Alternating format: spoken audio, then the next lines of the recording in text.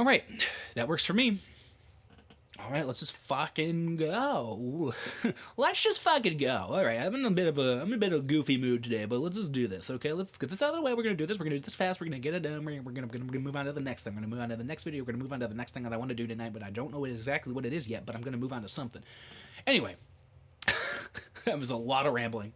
Another clap for you guys. Hello, everybody. Welcome back to Kywil's Closet. I'm Kywil. This is my closet, and I have been gone for a short while, about 3 weeks. I started doing these, and then I had a bit of a personal turmoil, you could say, happen in my life. Some family member went to the hospital.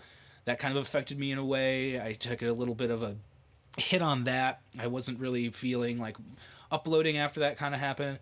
And then I fell into what can only be called a very deep depression. And I ended up leaving my job in a way that I wasn't very happy about. I sat and I've kind of mulled over that for the last 2 weeks.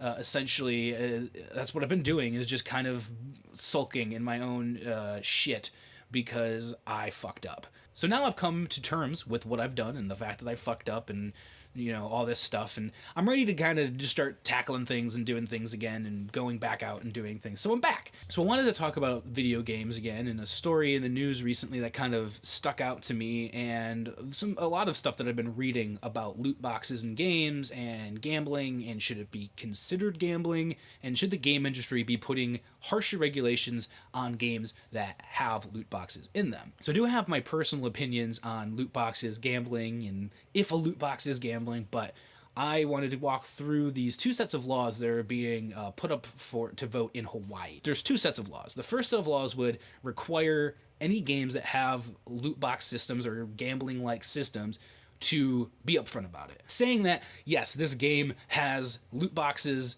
and this is gambling. The second set of laws that they would like to get passed has to do with restricting who can buy these video games and making that for people who are 21 and over.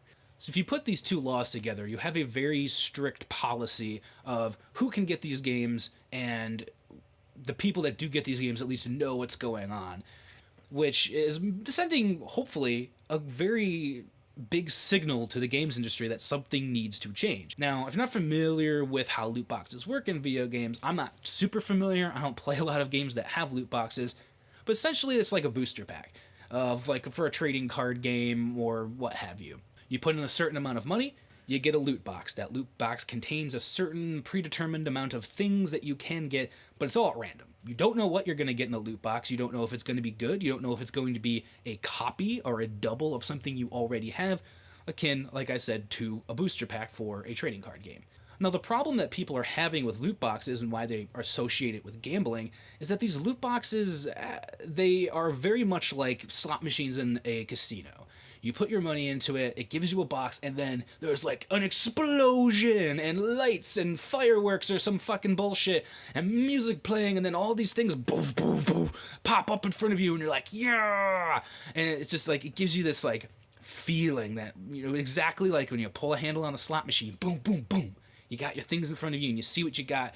And did you win or did you lose? Now, loot boxes obviously are a little different in where you put in money. You know you're going to get something back for it that's going to be hopefully something that you want in game, whether it be a tag, a skin, an emote, what have you. So a lot of games have been implementing loot boxes as a secondary revenue stream to continue developing the game, updating the game, continuing to make the game as good as it was when you first purchased it, saying that the sticker price on a game doesn't always pay for everything going forward. There are a couple of games that do have loot boxes and they already have that $60 sticker price right on it, so you're buying a $60 game and then going and probably spending way more money than $60 on these loot boxes. So I can totally see how people see loot boxes as a form of gambling. It's very similar to a slot machine. You pull it, you get what you get, and if you don't get something that you wanted, you just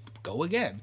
And you can fucking shove a shit ton of money into these things. Like I said, I related it to booster packs, and I remember buying fucking a $52 box of Yu-Gi-Oh cards because when you buy just in the packs, You get a lot of commons. You know you're going to get a lot of common cards. You know you're going to get a lot of uncommon cards, but you're hoping to get those rares, those super rares, and those ultra rares.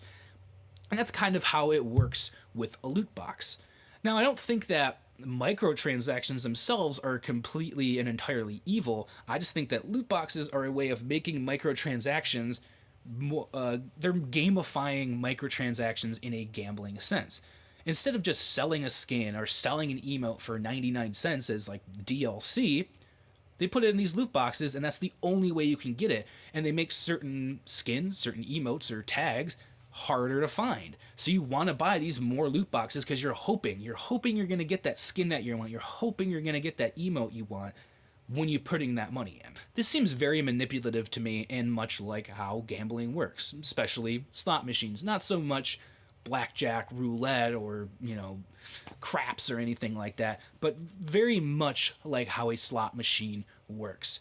I'd have no problem if you just put them up in a store and we're like, hey, you can buy these skins, but gamifying downloadable content or extra microtransactions, it definitely seems a little underhanded and a little greedy, especially from some of these companies who are putting them in these games that already have a sticker price anywhere from $30 to $60. So while I don't know if these laws are going to pass and exactly how it's going to affect the industry in any way, I hope that it's at least a good signal to bigger developers, bigger publishers, that we don't like these loot boxes. Loot boxes are a negative system in games. They take away from the actual main game, and they put a focus on these boxes. And you see people doing videos. They're like 15 to 20 minutes long of, I'm gonna open 100 loot crates in Overwatch, and it's things like that I see where it's like how much money you're pouring into that. And if you watch those videos and then see how they react when they get these doubles, and then when they finally get the thing that they want, it's so much like watching somebody play a slot machine for like an hour until they finally win, and then they're up, and then they leave. But how much money did they actually lose in that time? How much money did they put into that slot machine, into those loot boxes? Paying real world money for them is the problem. Allowing people to pay real world money. If you had a loot box, but you had a system in game that allowed you to accrue enough credits that you could purchase loot boxes just by playing the game, I might see that as a little bit, that's a little more okay. It still has that gambling effect, but it's causing you to play the game more, to want to go do that gambling. And you're gambling with not real money. I don't know if these laws being passed are going to do anything for game developers, especially since it's just in Hawaii right now.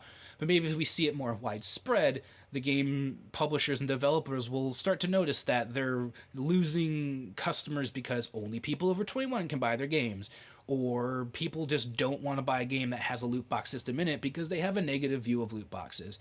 That's about where I'm going to end things with this whole loot box gambling situation and these laws. I'd love to hear what you guys think about any of these laws. I know this is a little bit different than what I normally do here, but this story kind of stuck out to me after a lot of things I've been seeing this weekend. I'm interested in it. I'm interested in seeing where these things go. I'm interested in knowing if people think loot boxes are as evil as I do, or if they need this regulation. So until next time, I've been Kywil, and this has been My Closet.